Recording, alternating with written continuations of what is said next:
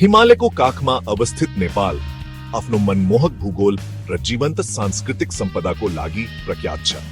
विश्व को एकमात्र गैर चतुर्भुज आकार को नेपाली झंडा देश को विशिष्ट पहचान को प्रमाण हो। यसको सिमरिक रंगले बहादुरी र विजय को प्रतीक करत છે, जबकि नीलो किनाराले शांति र सद्भाव को प्रतिनिधित्व करत છે। दुई त्रिकोणात्मक आकार ले हिमालय का अगला चुचुराहुलाई दर्शाव છે, जो नेपाल को उल्लेखनीय भू बनोट को निरंतर समझना हो। नेपाल को विविध भूगोललाई मुख्यतया तीन प्रमुख क्षेत्रहरूमा विभाजन गरिएको छ, तराई, पहाड़ र हिमाल। यी प्रत्येक क्षेत्र का आफ्नै विशेषताहरू छन्, जसले देशको इतिहास, संस्कृति र जीवन शैलीलाई आकार दिएका छन्। तराईको उर्वर मैदानदेखि हिमालका हिउँले ढकेका चुचुराहरूसम्म नेपालको भूदृश्य प्रकृतिको भव्यताको प्रमाण हो। यस भौगोलिक विविधताले नेपालमा पाइने अविश्वसनीय जैविक विविधतामा पनि योगदान पुर्याएको छ।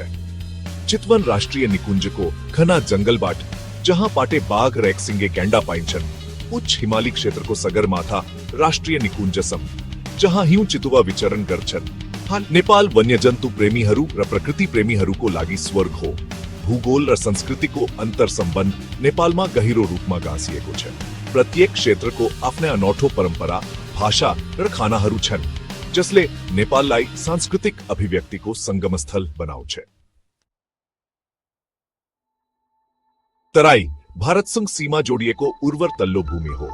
यसको समतल जलोढ मैदानहरू हिमालयबाट उत्पत्ति भएका नदीहरूले छेडछाड गर्छन्, जसले यसलाई कृषि क्षेत्र बनाउँछ। तराई धान, गहुँ, उखु र जुटको प्रमुख उत्पादक क्षेत्र हो, जसले नेपालको अर्थतन्त्रमा महत्वपूर्ण योगदान पुर्याउँछ।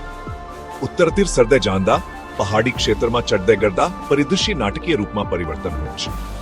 घुमाउरो पहाड, उपत्यका र नदीका खोंचहरूले भरिएको यस क्षेत्रमा नेपालको अधिकांश जनसंख्या बसोबास गर्छ। पहाड यसको सीढ़ीदार खेतीको लागि परिचित छ, जहाँ किसानहरूले भिरालोमा धान, मकै र आलु जस्ता बालीहरू खेती गर्छन्। अन्त्यमा हामी अग्लो हिमालयको प्रभुत्व भएको राजसी हिमाली क्षेत्रमा पुग्छौं। यस क्षेत्रमा संसारका 14वटा उच्चतम पहाडहरू मध्ये 8वटा रहेका छन्, जसमा पृथ्वीको सबैभन्दा अग्लो चुचुरो सगरमाथा पनि पर्दछ। यसको मनमोहक दृश्य र चुनौतीपूर्ण पदयात्रा मार्गहरू सहितको हिमालयले विश्वभरका साहसी र पर्वतारोहीहरूलाई आकर्षित गर्छ।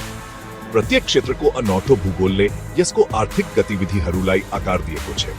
तराई कृषिमा फस्टाउँछ, जबकि पहाड कृषि, पर्यटन र व्यापारको संयोजनमा निर्भर गर्दछ। यसको विस्मयकारी पहाडहरू सहितको हिमाल पर्वतारोहण, पदयात्रा र साहसिक पर्यटनको केन्द्र हो। नेपालको सांस्कृतिक विविधता यसको भूदृश्य जत्तिकै विविध छ। देशमा 125 भन्दा बढी जातीय समूहहरू बसोबास गर्छन्। प्रत्येकको आफ्नै विशिष्ट भाषा, संस्कृति र परम्पराहरू छन्। यो समृद्ध सांस्कृतिक मोजेक प्राचीन व्यापार मार्गहरू र सांस्कृतिक आदान प्रदानको चौबाटोको रूपमा नेपालको इतिहासको प्रमाण हो।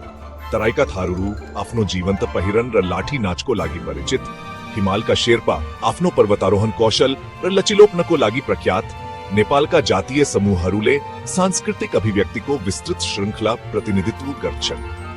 काठमाडौँ उपत्यकाका नेवारहरू आफ्नो जटिल काठको नक्काशी र अनौठो चाडपर्वहरू सहित यस सांस्कृतिक टेपेस्ट्रीमा अर्को तह थप्छन्।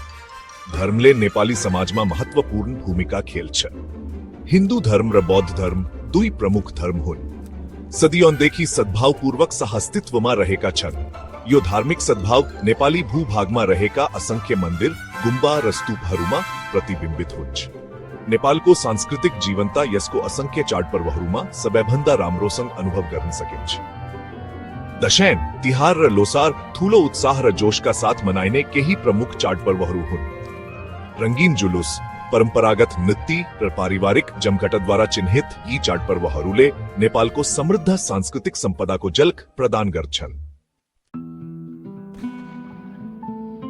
आफ्नो प्राकृतिक सौन्दर्य र सांस्कृतिक समृद्धि हुँदाहुँदै पनि नेपालले धेरै चुनौतीहरूको सामना गरिरहेको छ। जलवायु परिवर्तनले हिमनदीहरू पग्लने, अनियमित वर्षाको ढाँचा र प्राकृतिक प्रकोपको बढ्दो जोखिम जस्ता महत्वपूर्ण खतरा निम्त्याउँछ। आर्थिक अवसरहरूले गर्दा तीव्र शहरीकरणले पूर्वाधार र स्रोतहरूमा दबाव दिइरहेको छ। नेपालको प्राकृतिक र सांस्कृतिक सम्पदाको संरक्षण यसको दिगो विकासको लागि महत्वपूर्ण छ। दिगो पर्यटन अभ्यास संरक्षण प्रयास र समुदायमा आधारित पहलहरू यी चुनौतीहरूको प्रभावलाई कम गर्न आवश्यक छन्। नेपालको भविष्य यसको बलियो पक्षहरूको उपयोग गर्दै यसका चुनौतीहरूलाई सम्बोधन गर्नुमा निहित छ।